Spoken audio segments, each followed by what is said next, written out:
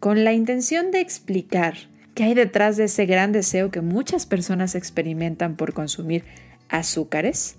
En los últimos años, algunos profesionales de la salud se han atrevido a hacer la comparación frecuente entre la necesidad y el gusto y deseo por consumir azúcares con la búsqueda de sustancias adictivas como son las drogas.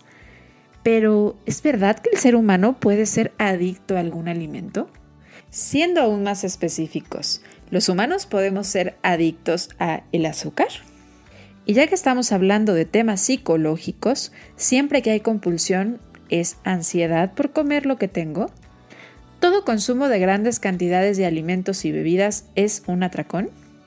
Hablemos de cómo hemos extrapolado muchas conductas y sensaciones al tema patológico en la psicología junto a María Salamanca. Bienvenidos a Ser Nutritivo Podcast, un espacio donde nutriremos tu hambre de aprender, crear, sentir y conectar. Soy Griselda Jiménez y junto a grandes colegas de la salud y buenos amigos, compartiremos contigo ciencia y experiencia que nutre tu ser.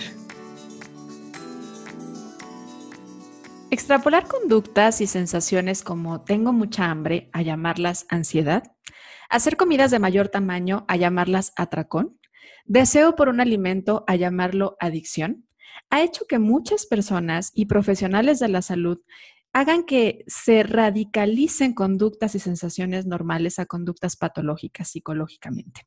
De hecho, de esta misma manera hemos normalizado y popularizado también el hambre fisiológica como el hambre real. Y donde pareciera entonces que automáticamente nuestros deseos que vienen desde el lado psicológico y emocional los descalificamos como reales y entonces ese es el hambre irreal. Vamos a desmenuzar en este episodio justamente mucho de esta información de la mano de una experta en el tema. Ella es María Salamanca, quien es psicoanalista y es psicóloga clínica y estoy muy contenta de que me haya dicho que sí a esta entrevista porque la he escuchado hablar en sus redes sociales y me fascina el enfoque que le da al tema de la alimentación. Me gusta mucho el que se sensibilice a ir rompiendo mucha de esta información que se normaliza en las redes sociales, justamente. Así que muy contenta, María, de recibirte. Bienvenida a Ser Nutritivo Podcast y gracias por decir que sí a la entrevista.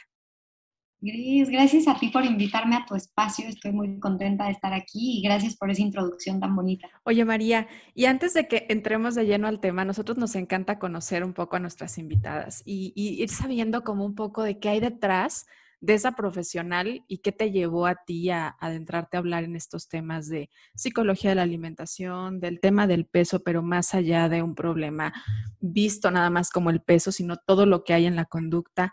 ¿Qué es lo que a ti te llevó a estudiar y a dedicarte a esto y a hablar de esto también en las redes sociales, María?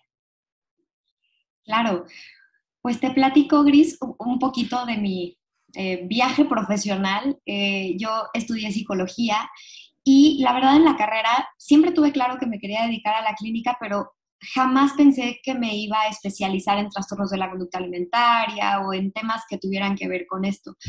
Me llamaban la atención diversos temas, entonces yo decidí formarme como psicoanalista.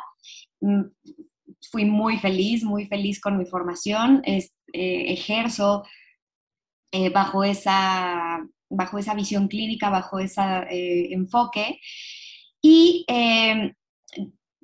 poco a poco la vida como que me fue encaminando, me fue poniendo este tema enfrente y me resultó apasionante, lo agradezco enormemente.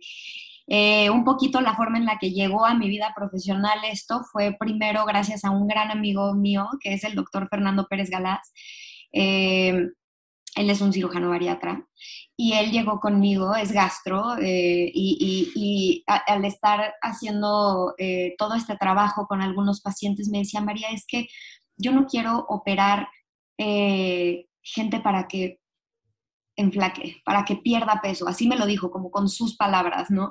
Me decía, yo he visto, estoy estudiando mucho y yo veo que sí hay personas que necesitan la intervención por temas de salud, pero que si no hay una conciencia como de los cambios que quieren hacer, la cirugía no sirve de nada. O sea, como que es un tratamiento, es una opción, ¿no?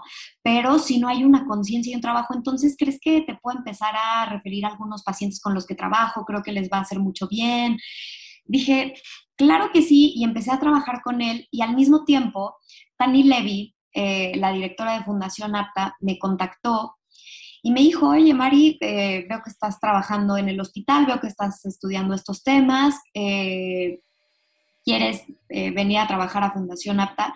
Y pues tuve que, en efecto, estudiar más, especializarme en los temas y me gustó mucho, Gris, estar trabajando con los dos lados de un espectro, ¿no? Con TCAs muy restrictivos y por otro lado con pacientes bariátricos.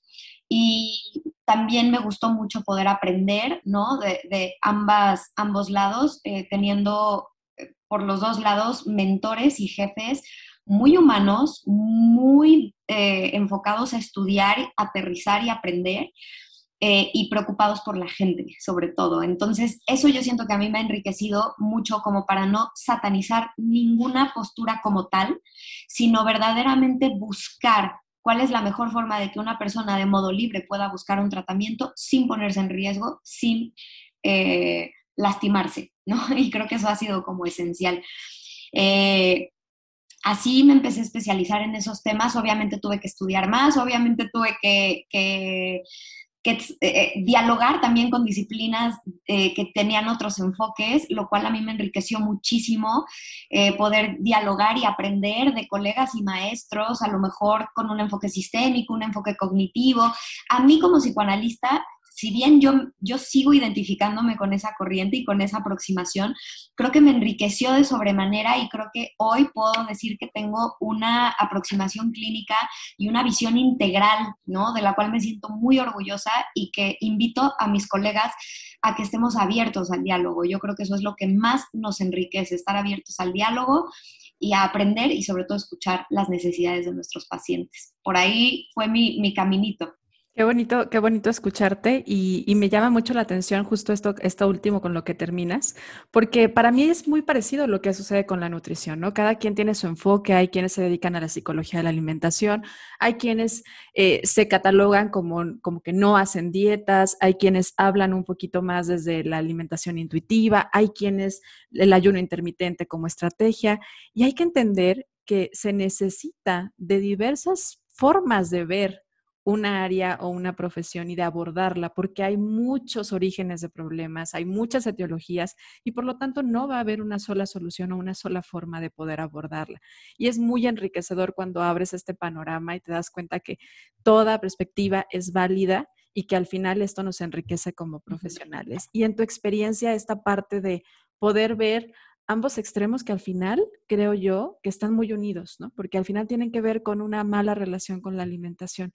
Y a mí me preocupa justo esto de lo que hablaba en la introducción, cómo se ha extrapolado cosas y conductas tan normales que pueden considerarse normales y saludables a llamarlas patológicas, ¿no? ¿Cuántas personas no se dicen y autodiagnostican como ansiedad porque tienen ganas de comer más cantidad o en realidad tienen hambre, ¿sí? Uh-huh, uh-huh. Pero ya dicen, es que estoy comiendo por ansiedad. Y yo creo que a veces el problema es que no estamos cercanos a lo que es en realidad una ansiedad.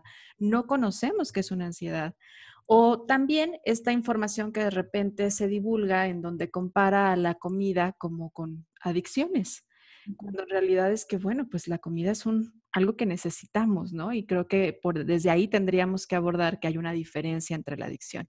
Y voy a comenzar con ese tema porque justo fue como llegué contigo a tus redes sociales, cuando veía un en vivo donde hablaba sobre adicción al azúcar, particularmente al azúcar. Siento yo que es el que está ahorita en moda satanizado, ¿no? O sea, en la moral como malo y es, entonces somos adictos al azúcar y hay que quitarla porque es tan adictiva como la cocaína y lo que hace en el cerebro es igual.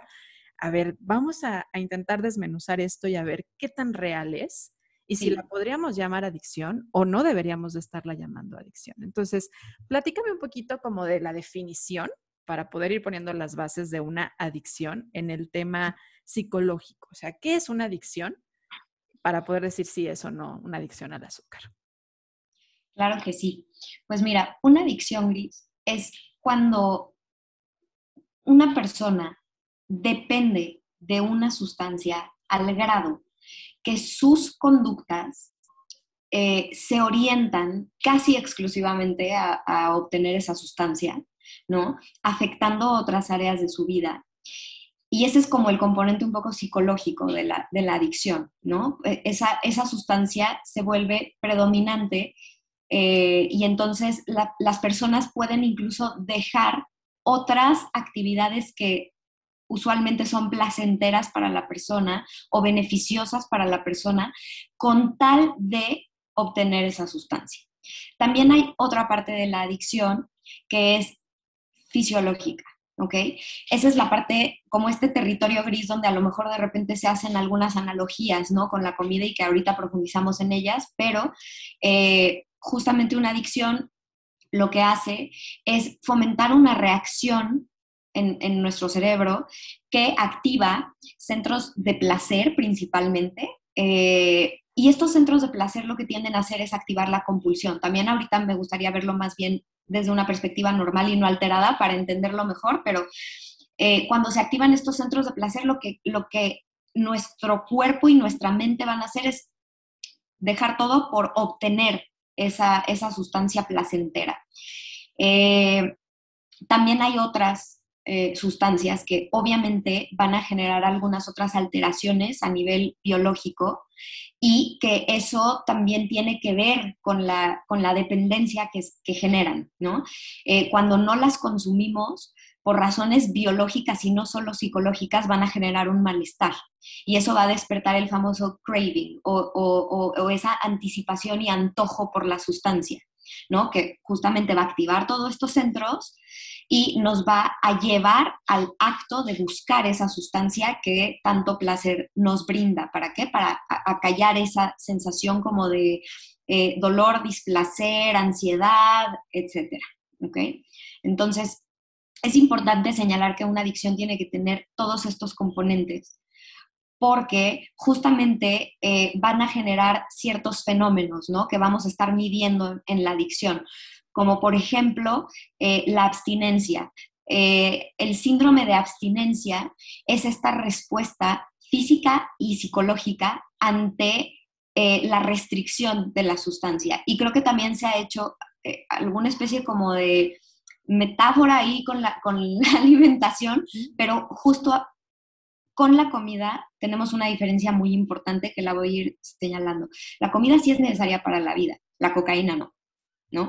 Entonces, vamos a ver que en las adicciones los sistemas de nuestro cuerpo están alterados y esos sistemas que nos sirven para buscar las cosas que necesitamos para vivir van a estar orientados a buscar cosas que no son necesarias para la vida.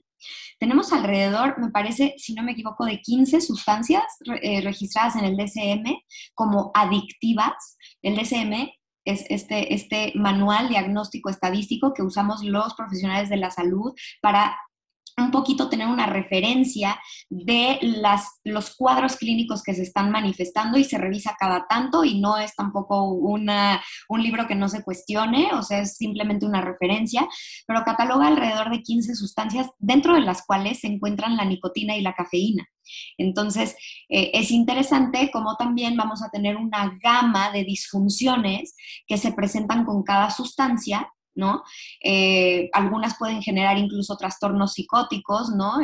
Alteraciones sensoriales muy, muy importantes y conductuales muy importantes que el azúcar, por ejemplo, no va a generar. Ahora, cuando lo describes, en realidad es que muchas personas podrían decir, oye, es que sí, a mí sí me pasa eso, yo sí busco el azúcar, yo sí busco este alimento, yo sí me siento mal cuando no lo consumo, tengo esta necesidad.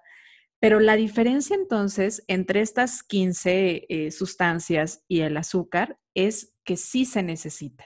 O sea, no necesitamos cafeína, no necesitamos nicotina, no necesitamos cocaína, no necesitamos este tipo de sustancias, pero en realidad, Opioides. Ajá. exacto, pero en realidad es que los hidratos de carbono, que es de donde viene el azúcar y que nuestro cuerpo a partir de ahí obtiene esta glucosa, sí es necesario, es vital, es nuestra fuente de energía número uno y natural, digámoslo así, de nuestro cuerpo. Entonces, creo que ese es el punto en el cual ya no permite que se clasifique como una adicción, ¿cierto? Totalmente. Ahora, a lo mejor podemos empezar a usar el lenguaje de modo un poquito más cuidado, porque creo que sí, como profesionales de la salud, a lo mejor todos en algún momento con estas ganas de transmitir, ¿no? Algo, a lo mejor hemos usado a modo de hipérbole ciertas frases, ciertas palabras, ¿no? Y entonces en realidad estamos exagerando un poco y alterando el verdadero significado de la palabra adicción. A lo mejor podemos con esto que me dices, Gris, decirle a esta persona que nos dice, María, yo así me siento, Gris, así me siento. Lo que les podemos decir es, ok, a lo mejor lo que sientes es compulsión, ¿no? Y eso es algo que podemos sentir, ¿no? Definitivamente, sin tener un trastorno obsesivo compulsivo, sin tener una adicción. También otra cosa que podemos sentir, por ejemplo, es a lo mejor algo de dependencia, ¿no? Sin tener un trastorno por dependencia, ¿no? Entonces, podemos en psicología y en la vida, yo creo, pensar en que no todo tiene que ser un cuadro clínico de trastorno, ¿no? No, eso es cuando ya se llegó a una rigidez, a una disfunción que se presenta de modo, además, como regular en la población, que podemos buscar una génesis, buscar un tratamiento, pero en realidad se basa en conductas que en mayor o menor medida están presentes en nuestra cotidianidad y en nuestra vida. A ver, Gris, la paranoia. Viviendo en una ciudad como la que vivimos, porque vivimos en la Ciudad de México, dime si no es normal tener un poco de paranoia si tú vas a salir a la calle, si no es natural usar esos rasgos un poquito paranoides, ¿no? Que todos podemos tener, ¿no? Para estar alerta, para cuidarte, y a lo mejor alguien que venga del extranjero, en una ciudad muy segura o con índices de seguridad muy altos, te va a decir, qué paranoica, estás mal, ¿no? Y tú sabes que no, ¿no? ¿Cuándo se pasa ese umbral? Cuando a lo mejor ya no quieres salir a la calle, cuando no puedes tener amigos sin pensar que están hablando mal de ti, cuando piensas que todo el mundo te está juzgando, que te están criticando, que te quieren hacer daño. Ah, bueno, ya pasamos un umbral que te afecta en el trabajo, en la escuela, con tus amistades, ¿sabes? Está afectando distintas áreas de tu vida. Ahí ya podemos pensar en un trastorno. ¿Por qué? Porque estamos viendo una tendencia rígida en tu forma de pensar, reaccionar e interpretar el mundo, ¿no? Entonces, eso ya puede tener que ver más con un trastorno y eso sería una adicción. En cambio, en realidad con la gente, con la comida, con muchas cosas podemos relacionarnos a veces de modo un poquito más cercano, a veces podemos sobrecargarnos en una persona o en un alimento incluso, ¿no? Para lidiar con ciertas emociones y eso nos hace sentir un poquito de dependencia, ¿no? Sin embargo, no significa que todo el tiempo, en todo momento, estemos actuando así, que sea nuestro único como mecanismo para lidiar, no sé si me explico. Totalmente, sí, sí, Entonces, entiendo. creo que es importante empezar a usar el lenguaje pues de modo un poquito más responsable y creo que ahí como profesionales de la salud se vale decir, ok, a lo mejor en algún momento hasta yo lo hice, pero ya no lo voy a hacer, ¿no? Porque es importante no confundir a las personas. Claro, y no llevar como a esta parte de que todo sea patológico, ¿no? O sea, al final las emociones, estas emociones tienen una función, o sea, ahorita lo que hablabas, pues eso al final es cuidarte, ¿no? Si tienes el miedo de salir, si ya te está limitando a hacer tu vida, ya se vuelve un problema.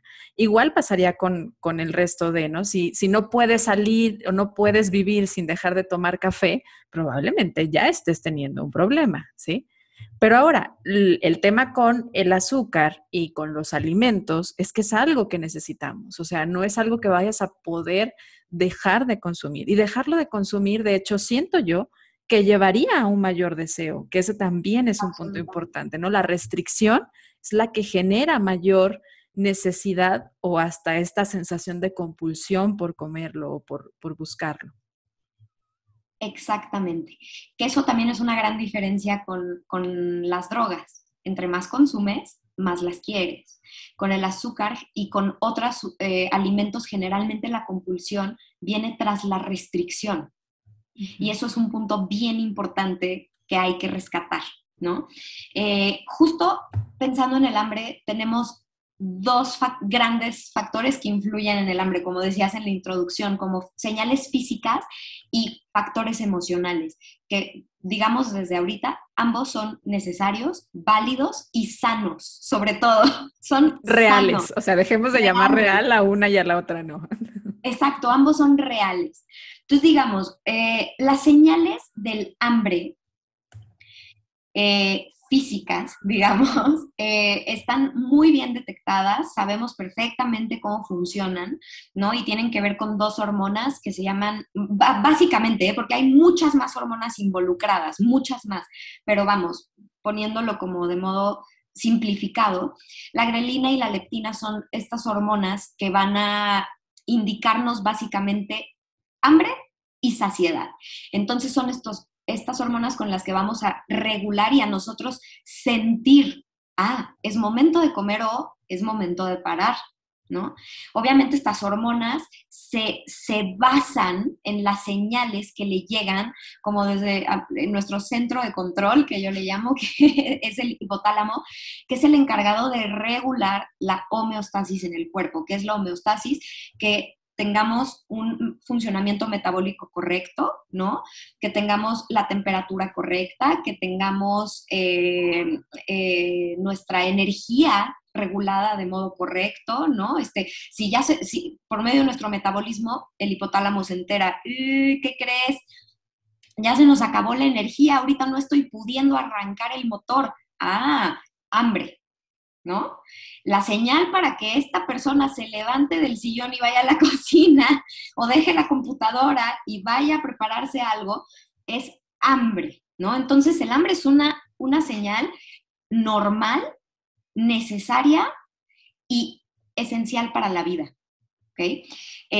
Sin duda, hay cuestiones, como decía, que la pueden alterar. La restricción es una de ellas. ¿Por qué? Porque la restricción lo que va a fomentar es ansiedad a nivel cerebral.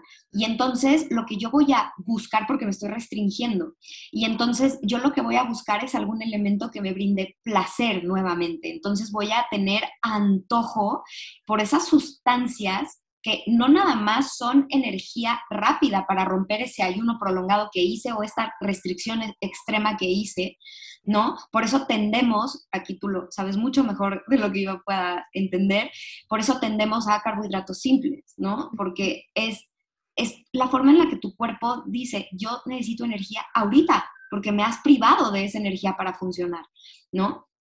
Y entonces vas a sentir un gran placer al consumir eso. ¿Por qué? Porque el placer es la forma de nuestro cuerpo de buscar las cosas que son esenciales para la vida.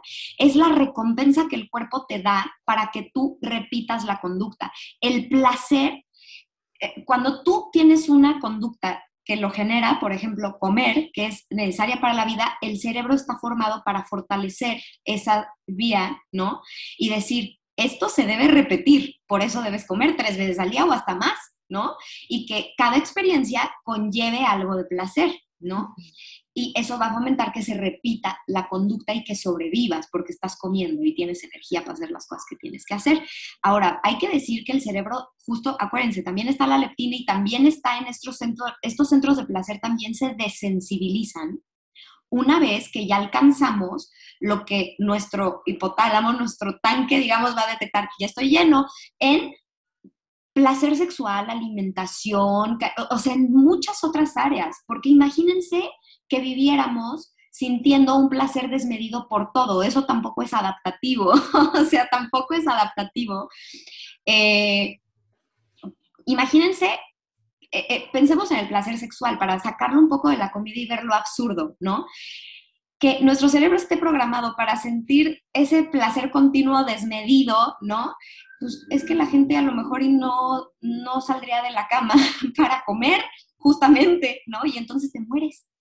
Claro, lo pondría en riesgo.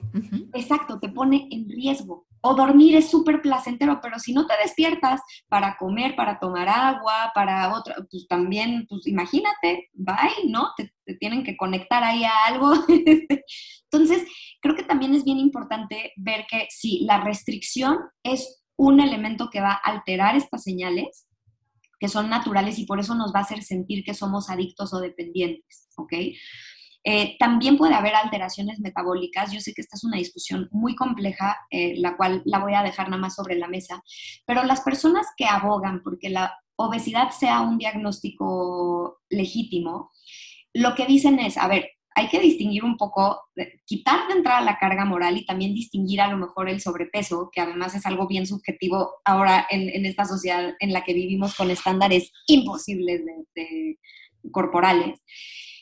Y la obesidad como tal, ¿no? ¿Por qué? Porque a lo mejor, como te decía Gris, al ver el otro lado del espectro, pues sí, cuando a lo mejor hay pacientes que han alcanzado un peso que era muy por encima de su peso genéticamente designado, por así decirlo, porque las variantes a lo largo de la vida son normales en ese peso genéticamente designado, pero que a lo mejor ya se sobrepasó mucho, sí ocurre una alteración en estos receptores, ¿no? De estas sustancias. Entonces, hay personas que a mí me dicen, María, es que de verdad sí tengo un hambre muy, o sea, descomunal comparada a la que yo tenía cuando tenía este otro peso. Sí, sí puede ser. Y creo que es bien importante validar esa experiencia y explicarla.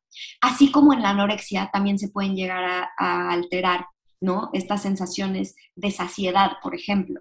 Entonces creo que hay que conocer nuestro cuerpo, ¿no? Y sí, en la obesidad sí se pueden alterar, ¿no? Claro. También hay otras, no es solo la obesidad, ni todas las personas con obesidad lo van a tener, pero también hay otras alteraciones metabólicas que pueden afectar el apetito, ¿no? Alteraciones endocrinas también pueden afectar el apetito, ¿no? Eso es bien importante. Y también el consumo de algunos medicamentos pueden afectarlo, ¿no? Algunos medicamentos psiquiátricos tienen impacto, ¿no? En el apetito, pero también otros. Y de hecho, cuando trabajamos con pacientes que toman antipsicóticos, es muy importante explicarles que van a sentir más hambre, porque se pueden sentir mucho desconocimiento de su propio cuerpo, ¿no? Al sentir esto tan afectado. Y también obviamente hay alteraciones psiquiátricas que van a afectar el apetito, la depresión, la ansiedad, ¿no? De entrada van a afectar estas señales. Entonces, ya sea que nos dé o mucha hambre o muy poca hambre, y hay que ser conscientes de esto, porque si no lo que hacemos es desconocernos a nosotros mismos, ¿no? Y creo que cuando entendemos, cuando yo me siento, cuando yo entro, a lo mejor soy una persona que tiene depresión, cuando yo entro en episodios depresivos, se me quita el hambre. Tengo que ser consciente de esto y no descuidarme, como un acto de autocuidado, ¿no? En mis episodios depresivos tengo que procurarme los alimentos, ¿no? Y esto sí es bien importante tenerlo presente, o también si hay un exceso de apetito, ¿no? También de repente decir, a ver, a lo mejor ahorita voy a parar y voy a buscar por qué estoy sintiéndome en este momento tan ansioso, ¿no? Eso creo que es parte de un proceso muy personal que para cada quien es diferente y no podemos generalizar a estás comiendo mucho poco, estás deprimido, estás comiendo mucho poco, estás ansioso, tienes obesidad, ya se afecta. No. Hay que conocer a cada persona, que es un mundo, y estas son cuestiones físicas que pueden afectar y desconectarnos de nuestras señales de hambre y saciedad. Ahora, es como si la restricción estuviera en la mitad de lo emocional y lo físico, ¿no? Porque también desde la parte emocional hay que entender que nuestra relación con la comida se genera desde que somos bebés, es súper íntima, tiene elementos inconscientes, elementos sensoriales, elementos vinculares, porque creo que también es bien importante reconocer que hay alimentos que son ricos simplemente por cómo se siente masticarlos, ¿no? Y eso se nos olvida como adultos, pero en los niños lo vemos claramente, cómo hay cosas que la textura la disfrutan tanto que hasta sueltan los cubiertos y la quieren agarrar con las manos y la quieren aplastar y la quieren explorar. Y eso es algo que como adultos como que ya se nos olvidó, pero también es parte esencial de esa alegría de la alimentación, ¿no? Entonces creo que la relación con la comida es emocional en muchos sentidos y nos construye cognitivamente, nos construye a nivel vincular, a nivel identidad también, ¿no? Personas que desde chicos te dicen, es que a mí siempre me ha gustado comer, o personas que te dicen, es que a mí siempre me ha dado igual la comida, o no, personas que todo el tiempo al hablar de la familia o de los vínculos hacen referencia a algún alimento, es que es muy también de la cultura latina, que es algo muy bonito. Incluyen nuestras memorias, la cultura, mensajes familiares que nos han mandado, ¿no? La relación con el cuerpo también influye muchísimo en nuestra relación con la comida, porque aquí sí ya vamos a entrar en un tema que es la cultura de las dietas, que influye a nivel emocional de manera significativa en nosotros para determinar nuestras conductas alimentarias, ¿no? Entonces, ese rollo, por ejemplo, de que las mujeres comen más poquito que los hombres, ese es un tema cultural. Claro. ¿Por qué hay hombres que pueden comer menos o más que una mujer menos o más? O sea, en realidad, ese es un tema un poquito más cultural. Sí, Eh, volvemos a lo que decías ahorita, ¿no? De cómo generalizamos también, de cómo se ve la depresión, cómo se ve la ansiedad, y entonces todos deberían de entrar en estos criterios, y todas las mujeres deberían de comer menos, y todos los hombres deberían de comer más, y muchas cuestiones culturales que vamos calificando. Y me encanta que hablaste del placer, porque creo que en el tema de la comida hay mucho de la cultura de dieta que ahorita comentaste, y creo que es importante intentar decirle a la gente que a lo mejor nunca había escuchado este término, que la cultura de dieta justamente es hablar de esta necesidad que tenemos de control al alimento, control al peso, que todos deberíamos de entrar en el estándar, y va mucho hacia la restricción. Y creo que lo contrario a conectarnos con el placer es el quererlo controlar. Y yo creo que hay una gran cantidad de personas que cada vez experimentan más ansiedad justamente por el deseo que tenemos de controlar. No solamente la comida, no solamente el peso, sino todo lo que pasa a nuestro alrededor. Si algo se sale de lo que nosotros habíamos considerado que iba a suceder, viene esta sensación de pérdida de control y automáticamente entonces aparece la ansiedad. ¿Y qué pasa?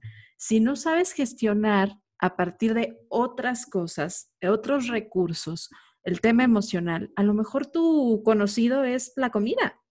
Y a lo mejor ahí recuerdas que automáticamente el placer de comer te ayudaba a sentirte tranquilo, te ayudaba a conectar con tus sensaciones, que el alimento es una vía para que te relajes, bajes un poco el ritmo. Entonces, hay que dejar de moralizar justamente el que la comida sea un recurso también para gestionar nuestras emociones, pero hay que entender que no puede quedarse como el único recurso, porque ahí se va a volver un problema. Se puede volver un problema porque va a pasar lo que sucede con las adicciones, ¿no?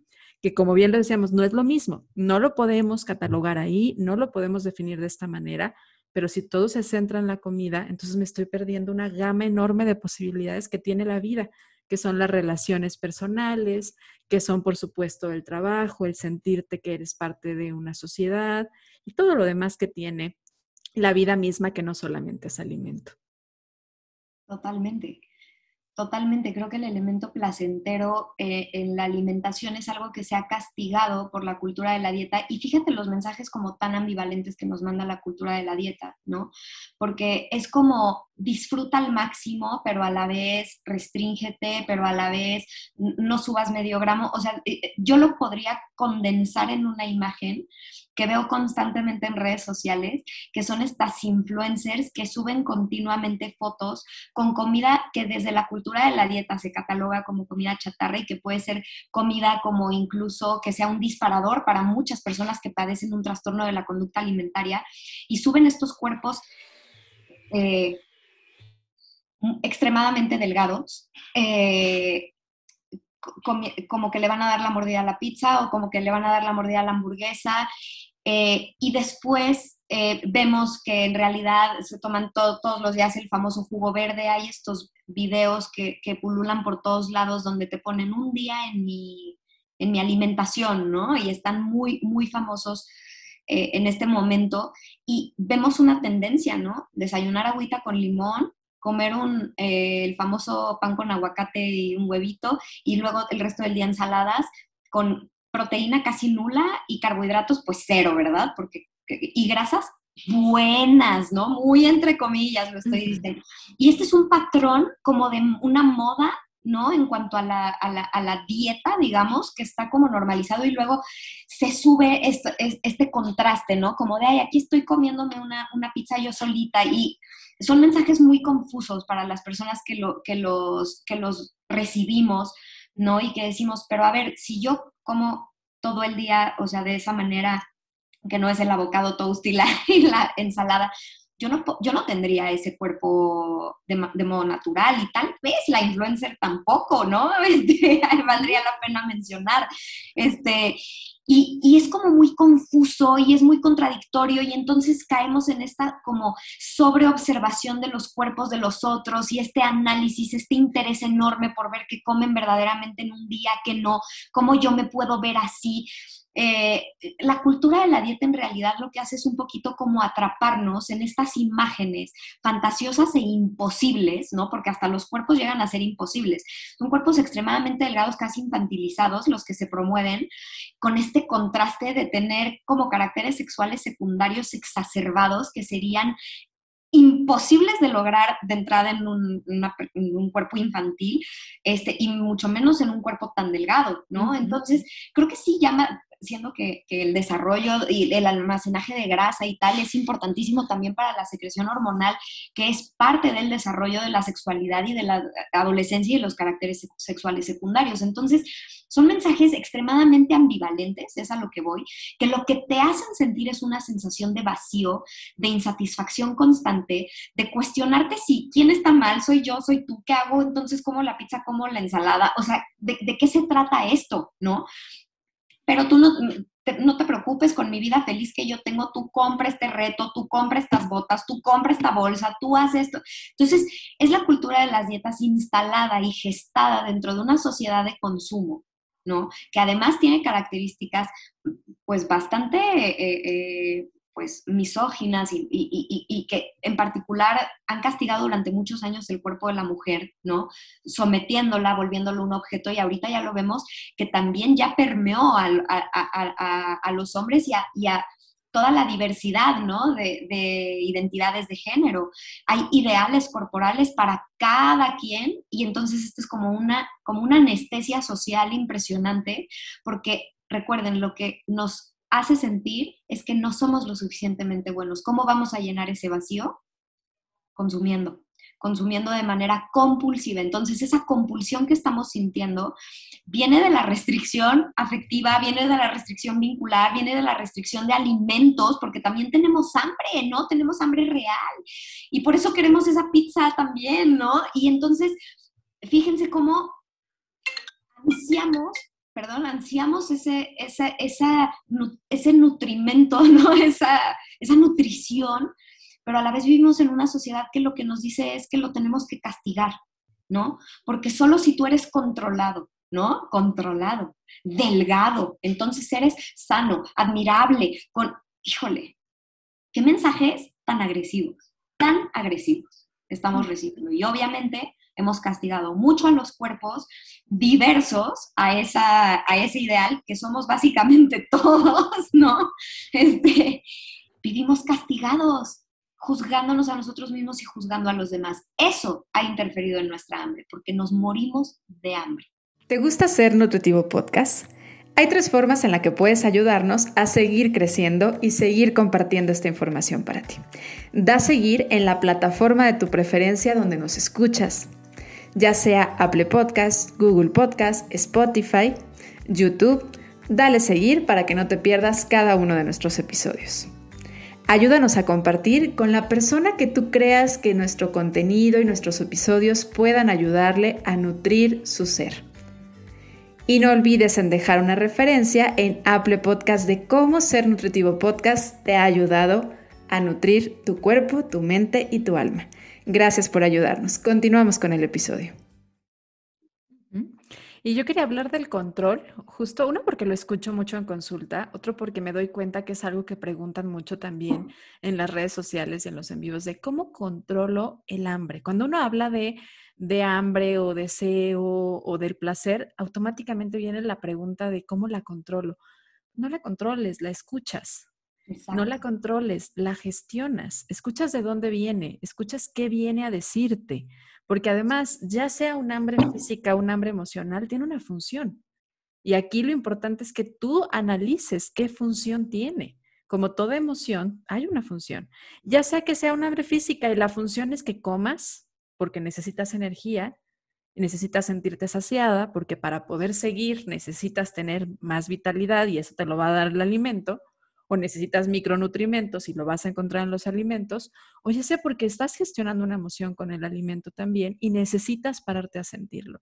El hambre no se controla y el tamaño del cuerpo también yo diría que necesitamos dejar de querer tener el control, ¿no? Yo recuerdo esta película, que probablemente quienes tengan por ahí un poco más de 30 años lo van a recordar muy bien, en donde justo tenía un control y quería controlar la vida, ¿no? Yo siento que así queremos estar ahorita, controlando nuestra vida, controlando el peso, controlando nuestros recursos, y en realidad necesitamos aprender que hay muchos factores que están interviniendo en el peso, en el hambre, en la saciedad.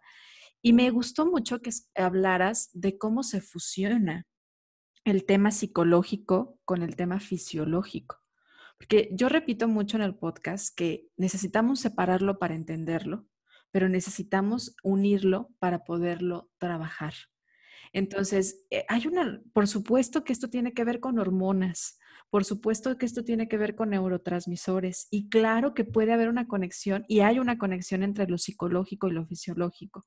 Y lo vamos a separar para entenderlo, pero lo tenemos que unir para que tú puedas vivirlo. Entonces, no está separado. Y ahorita que hablabas de todas estas influencers y de toda esta cultura de la dieta, yo pensaba en los días trampa que la gente llama de manera muy común, ¿no? Y que es una pregunta muy típica en consulta. Yo, por supuesto, y lo digo así abiertamente, yo les digo, es que no, pues no estamos haciendo una dieta, por lo tanto no va a haber estos días trampa, ¿no? Tú quieres comer otra cosa, tú quieres comer algo más, come más, tú quieres comer, cómelo, ¿sí?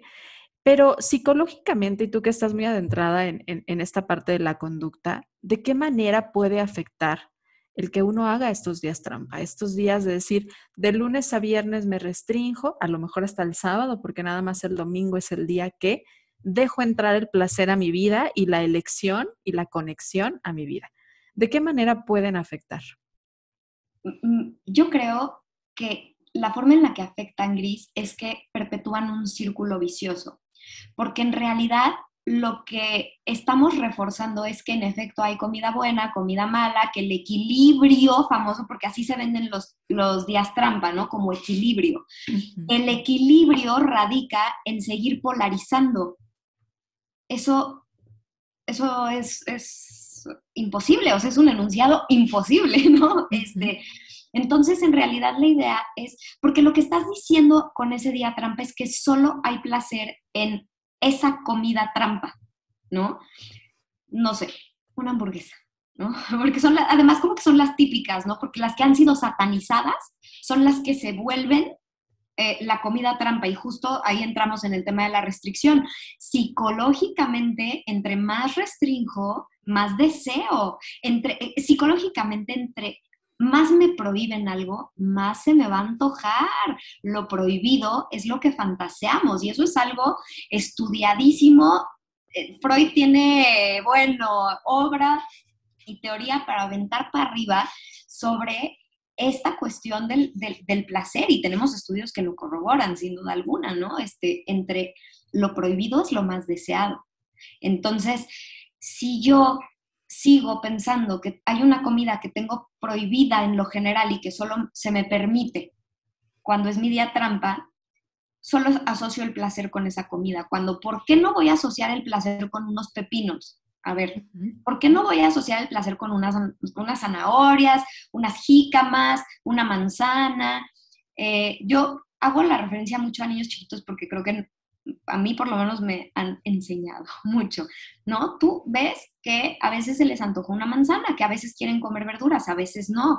Y me encanta que haya esta nueva luz, ¿no? E información que nos dice, deja de decirle a los niños que se acaben el plato y deja de decirles que, o sea, no, que tienen que comer a la fuerza cierta cosa, tú ofréceles variedad y ellos van a ir eligiendo lo que se les antoje y los ves con esa intuición, escuchando ese antojo. A veces quieren unas galletas, a veces quieren, ¿sabes? Y creo que eso es lo que hay que empezar a retomar. O sea, si tú no encuentras ningún tipo de placer en una ensalada, nunca te va a gustar. A lo mejor estás preparándote unas ensaladas muy feas, a lo mejor hay que replantear el concepto de ensalada.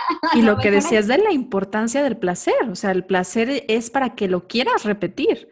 Entonces, si tú nada más estás teniendo o conectando con el placer cuando estás comiendo la hamburguesa, probablemente lo vas a querer repetir constantemente. Y cuando estás comiendo el pepino, la manzana, y probablemente no tenga que ver por el sabor, sino por la Exacto. connotación que se le ha dado, ¿no? En el tema moral.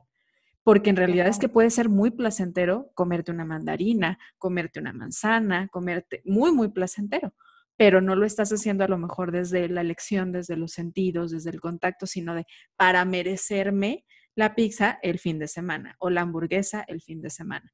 Y es por eso que el placer debe ser un ingrediente en cada comida, en cada En cada comida. comida. Y también, Gris, creo que aquí es importante decirlo, el placer también tiene que ver con, nos ayuda a autorregularnos, ¿no? Entonces, a lo mejor a veces, no sé, hay gente que me dice, es que sabes que yo prefiero hacer una comida un poquito más ligera y encuentran la forma de hacerse unas comidas ligeras, bien ricas, bien satisfactorias, deliciosas, ¿no? Pero ligero, ¿no? Porque hemos asociado ligero bueno, pesado malo. No es cierto, porque si no, como estoy en la chamba, me da un poquito de sueño, si como medio pesado. O si tomo a la hora de la comida, si me echo una copita de vino, luego me da sueño. Pues no lo hagas. Y entonces eso sí lo hacen el fin de semana, haz de cuenta. Pero viene de un autoconocimiento, ¿no? De decir, ay, pues como es sabadito y no tengo que regresar a trabajar, pues llego a mi casa, me echo una siestecita después de la comida y delicioso. Viene desde otro lugar, no viene desde una restricción, porque creo que también se malentiende el escuchar a la intuición como entonces haz lo que sea. Es que no, psicológicamente tampoco estamos diseñados para el exceso en ese sentido. O sea, eh, eso viene de una construcción que justamente hay que empezar a tirar, ¿no? Porque creo que sí se vale que creemos estos, a lo mejor, patrones o pautas, ¿no? O estas tendencias en nuestra alimentación que van a estar apegadas a nuestro estilo de vida, ¿no? Y eso es súper válido, o a las necesidades de nuestro cuerpo, por ejemplo, eso es válido, o a las necesidades de nuestra mente. Hay pacientes que me dicen, María, es que en la tarde me da mucha hambre y se me antoja chocolate y entonces me preparé unos pepinos y entonces le voy a decir a la nutrióloga que no sé qué. Y yo siempre digo, a ver, pregúntale a la nutrióloga porque yo no soy nutrióloga, pero a mí me llama mucho la atención que si lo que se te está antojando es chocolate, busques unos pepinos. Eso va contra natura. O sea, eso es como que no estás conectando mucho, ¿no? A lo mejor sí te entiendo que si diario te comes el pingüino que se te antoja, luego no te sientes muy bien porque te cae mal. Pues, si eso te cae mal, porque si no, hazlo, ¿no? Si eso te cae mal, ¿por qué no le preguntas a tu nutriólogo, oye, ¿sabes qué? No me late comerme el pingüino por esto y esto y esto. ¿Me puedes dar una alternativa? Sí, mire, están estas otras barritas, está esto otro. O ya me aburrió mi pingüino. Pues está esto y te preparas esto otro y el mosque y el no sé qué y el no sé cuánto. Sí.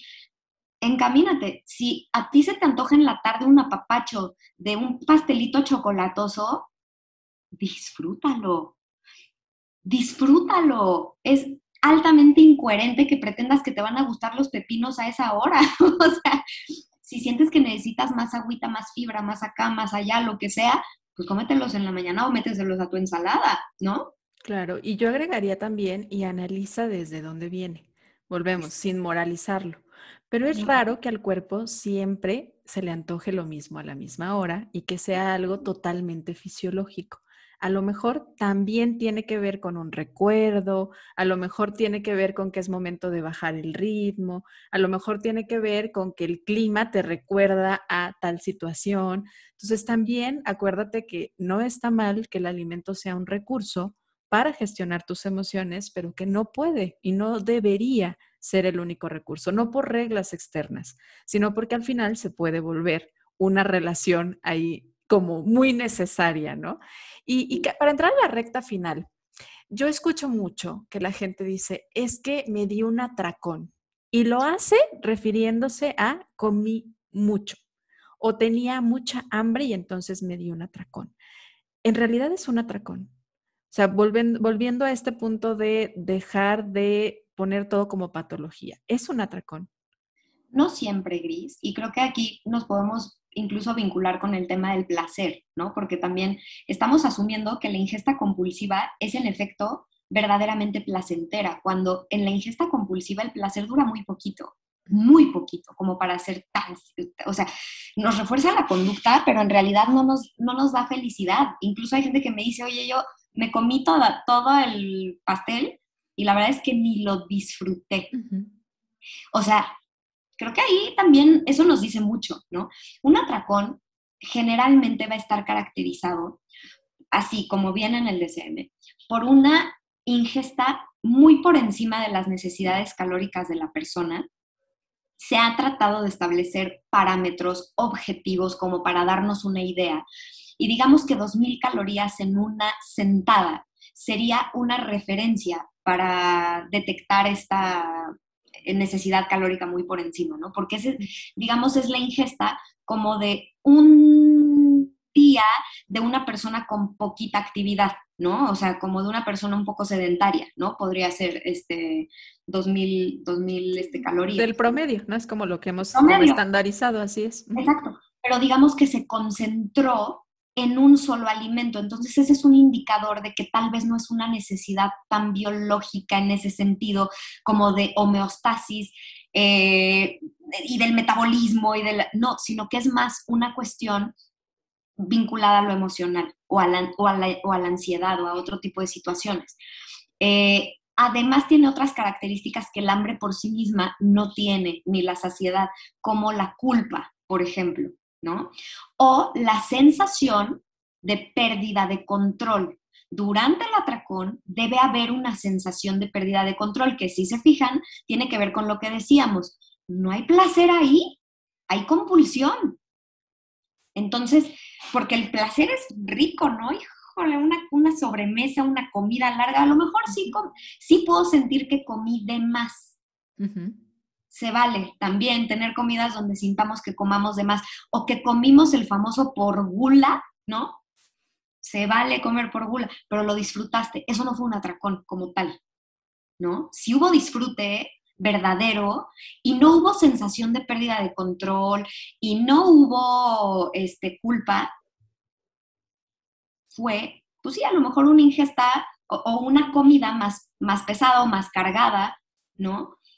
Que también a veces hacemos los seres humanos. ¿Por qué? Porque la comida tiene un componente, como ya hemos mencionado, emocional, social, de convivencia, donde a lo mejor a veces lo que tengo ganas es de comer verdaderamente una comida que yo asocio con una cosa padre en mi vida, con una persona que quise mucho, con un restaurante que me encanta, con un sabor que me brinda mucho placer, porque también se nos olvida, ¿no? Un poco, Gris, que en el atracón no, o sea, está como muy concentrado todo en esta cuestión como ansiosa, ¿no?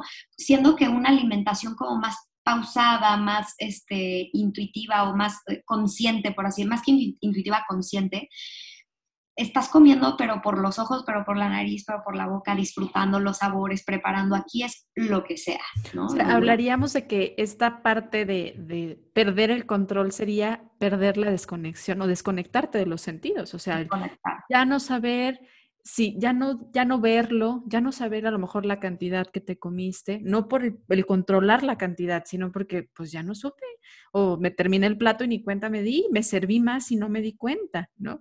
Ya no lo estaba percibiendo, ya no percibía el sabor, ya simplemente estaba comiendo. O sea, hay una desconexión de los sentidos. Eso sería perder el control. Eso sería perder el control y también literalmente sentir que no puedes parar. O sea, hay mucha angustia durante el atracón porque la persona siente que no puede parar. Entonces, creo que eso es muy importante porque ese es el elemento subjetivo del atracón. Hay personas que sienten todo esto con menos de 2.000 calorías, ¿no? O sea, con una galleta, con que se coman una galleta, pero creo que sí hay que clasificar muy bien el atracón porque porque eso puede ser como más bien cuando se salen de la restricción, que sientan que están teniendo un atracón, ¿me explico? Pero ya hay más bien una pérdida dentro del marco de referencia, ¿no? De lo que es mucho, de lo que es poco, y en algunos trastornos puede suceder eso. Y entonces, ahorita a muchas personas les está pasando que, como te digo, estas cantidades son ridículas, verdaderamente, con todo respeto, perdón mi lenguaje en este momento, pero pues es ridículo pensar que me voy a llenar siempre con lo mismo, que son cantidades así cuando mi vida cambia día a día, ¿no? Entonces, hay gente que se angustia cuando con esa misma ensalada que ayer les hizo sentir satisfecho, hoy no. Y entonces ese día sintieron la necesidad de además pues, comerse un sándwich y sienten que atracaron. Y eso no es un atracón. Ahora, lo que sí es cierto es que también la restricción fomenta el atracón. Entonces, sí puede ser que alguien que restrinja mucho, eventualmente sí esté teniendo atracones. ¿Por qué? Porque es como también esta sensación desde la psicología, desde el cuerpo, desde la mente, de decir, ahorita que hay, agarra. Entrale. Y creo que eso es también muy importante, detectar nuestras conductas desordenadas, ¿no? Si yo me como una galleta y lo estoy considerando un atracón, estoy teniendo una conducta un poco desapegada, eso sería lo desordenado, desapegado, porque el marco de referencia social, ¿no? Si en mi casa se sientan y se comen un platito así, y si yo quiero algo más, ya me están diciendo, ay, pero qué hambre traes, o ay, pero no, o mis amigas, o las influencers, o lo que sea, ahí es donde yo a lo mejor pierdo mi referencia, y por eso se me hace interesante esto que se menciona, ¿no? Un atracón sí está como con una ingesta que está como por encima de lo que naturalmente a lo mejor se necesitaría para un gasto energético más o menos regular, ¿no? Claro, algo tendría que haber pasado muy fuerte y en realidad estaríamos hablando casi de una quemadura, un accidente para poder decir que O el la cuerpo lactancia, o exacto, manda una señal de consume lo doble, ¿no? De lo que debes de estar consumiendo en una sola sentada. Es algo, exacto, si fisiológicamente estaríamos hablando de que algo muy fuerte tuvo que haber muy, muy pasado. extraordinario. Uh-huh. Exacto. María, pues estoy encantada de platicar contigo, pero vamos a entrar a la recta final del episodio. Te cuento que en Ser Nutritivo Podcast creemos que es importante nutrirnos no solamente física, sino también mental y espiritualmente. Y nos gusta abordar estos temas por eso. Y nos gusta obtener de nuestros invitados algunas ideas, viéndolo como ideas, sabiendo que no es una regla y que cada quien tiene recursos diferentes, pero nos gusta tomar ideas. Entonces, cuéntame, María, ¿cómo disfrutas tú nutrir tu cuerpo? Uf. Yo creo que yo he entendido que la nutrición tiene que ver con disfrutar y escucharme, y también saber cuándo necesito empujarme un poquito a salir de mi zona de confort. Y creo que para mí el disfrutar, nutrirme, tiene que ver con respetar los tiempos en los que tengo, por ejemplo, que comer, en los que tengo que trabajar, en los que tengo que descansar, darme, en la comida en concreto, yo he descubierto que me tengo que dar lo que mi cuerpo necesita, ¿no? En el sentido de que a veces voy a necesitar enfocarme un poquito más como en cosas fisiológicas, ¿no? O sea, a veces necesito un poquito de energía y ahí tengo que acomodar un poco mis snacks para que ciertos snacks me den esa energía, pero hay otros snacks que he cachado que necesito mucho cariñito, ¿no? Y entonces esos snacks los tengo listos, ¿no? Para esos momentos del día donde lo que necesito es como esa sensación de algo calientito, un apapacho, como tipo cafecito, que es lo que a mí me hace como asociar mucho con eso. Yo soy de esas personas que necesito comer un poco ligero, y entonces ha sido todo un reto a la hora de la comida en particular. Ha sido todo un reto para mí la creatividad a la hora de la comida. Sentir que estoy comiendo rico pero ligero, pero que me sacío, ha sido todo un reto. Entonces, sí me he orientado con colegas que admiro y me la paso buscando porque si no yo me duermo en la tarde. Me duermo, soy de esas personas que si como un poquito más cargado a ciertas cosas, me duermo. Y entonces también me gusta darme mi tiempo para cenar. Y ahí a lo mejor poner esa cosita que yo sé que me va a arrullar. Y Ay, qué también rico. Es la escucha, ¿no? La escucha y la observación de lo que a ti te funciona. Totalmente, y ha sido un reto porque para hacer eso desde un lugar honesto, he tenido que deconstruir muchos miedos y muchas ideas preconcebidas que yo tenía con respecto a la comida. Y creo que eso ha sido un reto muy satisfactorio para mí y también me he dado cuenta de que hay momentos que son cero de nutrición, en el sentido como súper clásico que vemos de, De necesito nutrimentos. y la vitamina y el no sé qué, y son 100% de hoy, no me importa si, o sea, no me importa, me voy a guiar totalmente por mi boca, por ejemplo, por mi lengua. Y ha sido delicioso, delicioso darme cuenta de que hay días que solo mi lengua se necesita satisfacer y qué rico también poder volver a conocer tu cuerpo y a vincularte con él. Y también hay veces insisto, hay otras cosas que he descubierto que son nutricias. Hay veces que necesito ver a mi familia, no comer algo, ¿sabes? Y puedo hacer una comida ¿no? Pero le estoy disfrutando muchísimo la compañía. O también hay veces que necesito leer, hay veces que necesito sentarme tantito a descansar, desconectarme del teléfono, otras ver el teléfono, y he descubierto que eso también es nutrirse. Claro. Y me ha encantado, me encanta lo que te dedicas, o sea, felicidades, es padrísimo porque es tan complejo que... La verdad que es impresionante, porque ahorita nos acabas de compartir justo como recursos que te nutren también espiritualmente, ¿no? Tu familia, el sentarte, el contactar con otras personas. Y mentalmente, ¿cómo disfrutas nutrirte? Mentalmente, yo creo que, insisto, a veces también con la comida y también a veces escuchando, dialogar con colegas. Ahorita, para mí las redes sociales han sido un descubrimiento increíble en lo profesional, ¿no? Porque he conectado con gente que piensa de modo increíble, que piensa de modo diferente, que me invita a cuestionarme lo que yo creo, a reafirmar otras creencias, a también decir no sé cómo, o sea, sigo definiendo cómo estoy parada en este punto, ¿no? También a decir, quiero observar más, quiero saber más sobre este tema, quiero escuchar más opiniones. Eso ha sido riquísimo en redes. Me ha gustado mucho sentir que me puedo nutrir ahí mentalmente, porque también es un espacio como muy extraño, donde de repente si no te das cuenta también estás consumiendo de modo compulsivo, sin nada de placer, sin nada de nutrición, o sea, sin nada de conciencia. También a veces es rico, la verdad, a veces lo que quiero es ver tonterías, tal cual. Y me ha encantado también poder darme el tiempo de hacer eso, sin sentirme culpable, sin sentirme nada, ¿no? Entonces, qué rico también de repente hacer eso sin juzgarme, ¿no? O sea, creo que nutrirme mentalmente va por ahí.